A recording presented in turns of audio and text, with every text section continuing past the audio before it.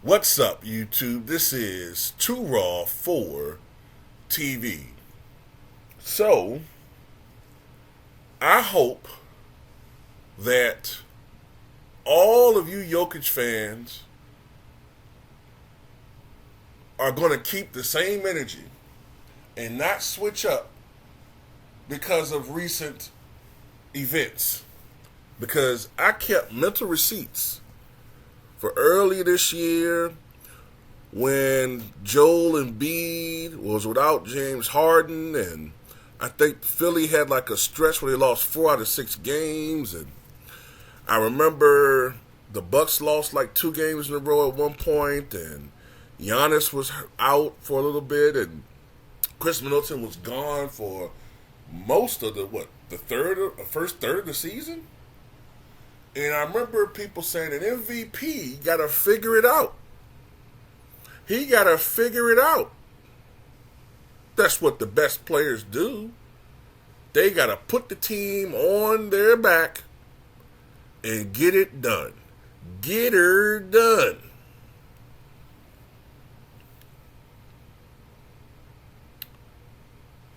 I remember when the Bucks didn't have Chris Middleton at all in the semifinal series against Boston. Still figured out a way to take that series to 7 games. Grayson Allen forgot how to play basketball, let alone be an atrocious defender. But that wasn't an excuse.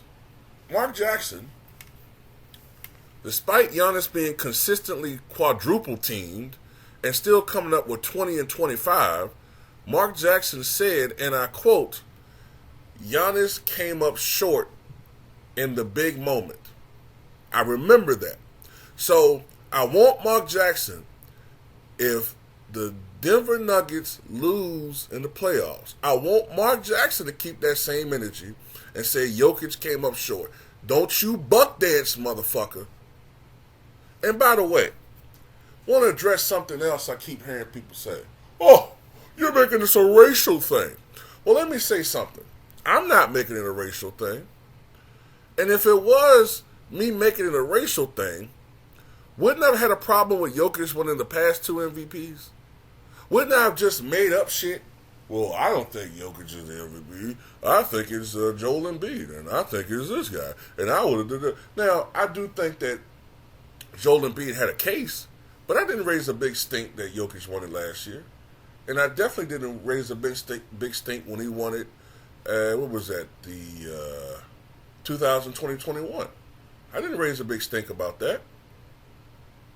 I thought he deserved it that year. So don't play that race game. And I know Dirk Nowitzki more than deserved it in 2006-07.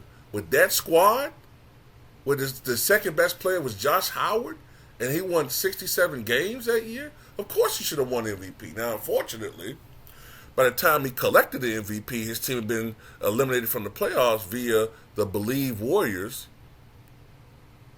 Now, Steve Nash, there was some politics involved in that one, especially the second one. This is the first time that I've smelled some funny business. Because like Kendrick Perkins said, if people actually listen to what he has to say and not react emotionally, he's saying that they're moving the goalposts. He needs to figure out what is the criteria.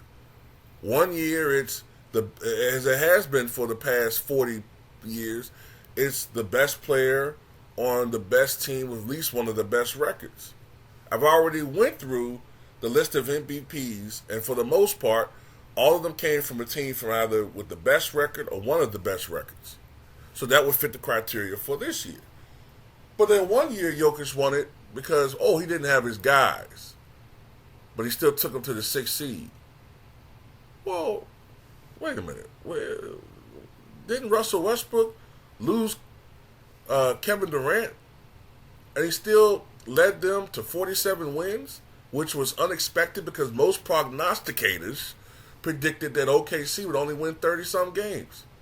But people raised a big stink about Russell getting it, even though he averaged a triple-double. You see what I'm saying? These are the inconsistencies that Kendrick Perkins is talking about. So let me get to the nitty gritty. Giannis poured in 36 points. I believe he grabbed 11 rebounds, dished out 8 assists last night in a win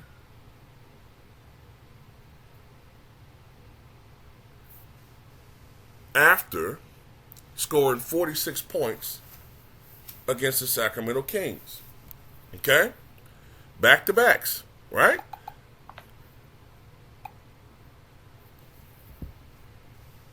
One night, played the Kings, 46 and 12 and 4 assists. Next night against the Suns, 36, 11, and 8.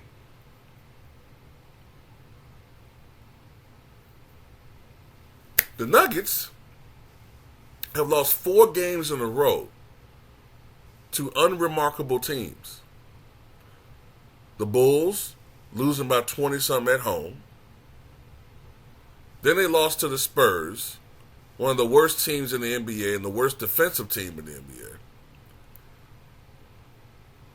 Then who did they lose next to? They just lost. Who else did they lose to? They lost to the Nets. The Nets without KD, without Kyrie Irving. Ben Simmons' sorry ass has been benched for the year. Lost to that team. Then you lose to Toronto.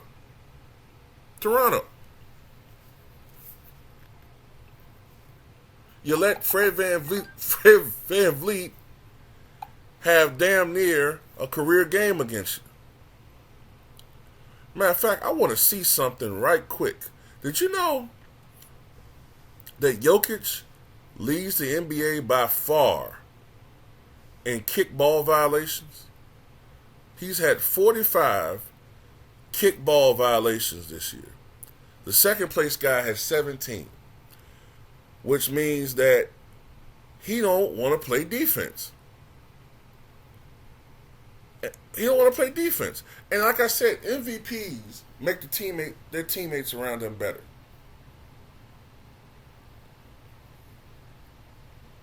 I don't see Jokic doing that. I don't see it. And don't bring up Jamal Murray now. I don't want to hear shit about Jamal Murray. I'm gonna tell you why. Because when I was talking about when they were winning, well, this guy got Jamal Murray, who, even though he's not an all-star, he was averaging 20 points per game. He averaged 26 points in the bubble. He was dropping 40 and 50 points in the bubble. Any other conference, he'd be an all-star. Y'all said, nope, well, I don't count. He ain't an all-star. He ain't an all-star. So don't bring his ass up now. Well, you're not going to bring up Ja Morant. Nope.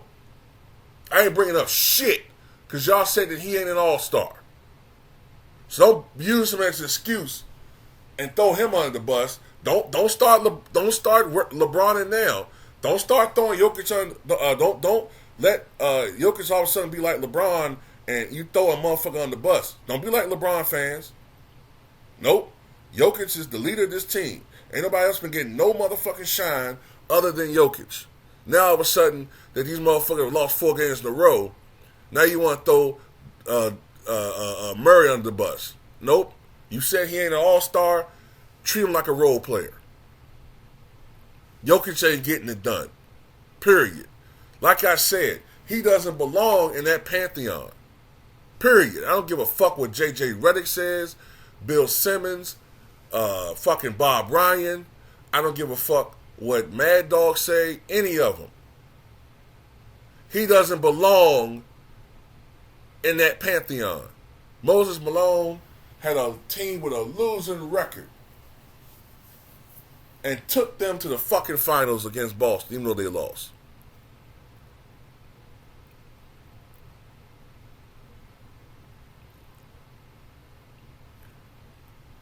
Karl Malone and John Stockton took a team of not particularly the best athletes or the most, phenomenal players, but went to the finals back-to-back and were the best team in the West and probably the best team in the NBA outside the Bulls. No excuses. Game 6, 1998 finals, on the road, running out of energy, on fumes, Scottie Pippen was nothing more than a goddamn decoy. Scottie Pippen was useless. But Michael Jordan put that team on his back and carried them to a championship. Okay?